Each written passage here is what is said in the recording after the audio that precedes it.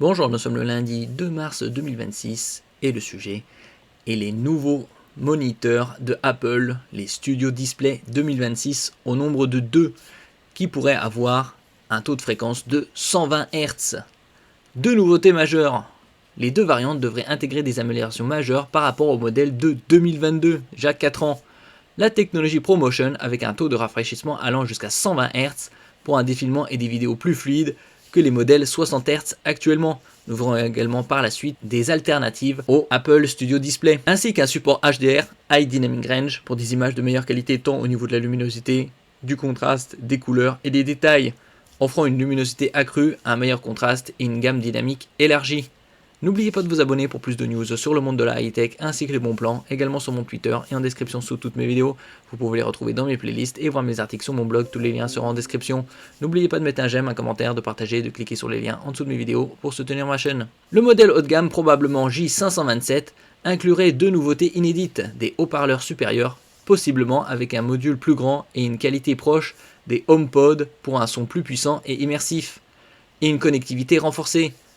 Cela pourrait impliquer au moins un port Thunderbolt 5, la toute dernière norme. Je mettrai également en description des liens vers des câbles USB-C Thunderbolt 5. Il y a en différentes tailles, 50 cm, 1 mètre, 2 mètres, 3 mètres. Contre Thunderbolt 3 sur l'actuel, afin de gérer la bande passante nécessaire pour une résolution 5K ou supérieure à 120 Hz, puisque le Thunderbolt 5 permet des débits de 80 Gbps par seconde bidirectionnels ou 120 Gbps par seconde unidirectionnels, tout en alimentant accessoires et charges d'un Mac.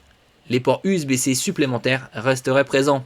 Il y a également quelques autres informations. Parmi les autres évolutions attendues sur la gamme, un rétroéclairage mini LED pour une luminosité accrue. Sur le petit modèle, selon l'analyste Ross Young, pour une luminosité et un contraste supérieur, ainsi qu'un semi-conducteur A19 ou A19 Pro contre le A13 Bionic actuellement. Il faut rappeler que les autres Apple Studio Display datent de 2022, d'où l'écart. Améliorant les performances globales, la caméra, Center Stage, ainsi de suite, et l'intégration logicielle. Les tailles d'écran restent spéculatives. Pour l'instant, ce serait du 27 avec 5K et 32 avec du 6K. Le modèle de base conserverait probablement 27 pouces en 5K Retina, tandis que la version Premium pourrait passer à 32 pouces, nécessitant une définition de 6K pour préserver la densité de pixels. Il y a des rumeurs contradictoires, il y en a qui parlent de 90 Hz, d'autres de 120 Hz.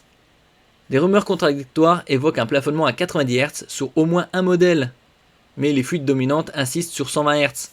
Est-ce vrai que ce serait du 90 Hz? Ce serait déjà bien plus fluide que le 60. À voir.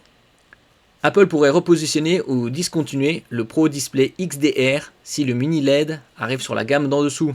Et donc ce lancement est attendu d'ici fin juin, courant premier semestre 2026. Comme je disais précédemment, on peut trouver des alternatives au Apple Studio Display en 27 pouces 5K et également en 32 pouces 6K. Je vous en avais parlé précédemment.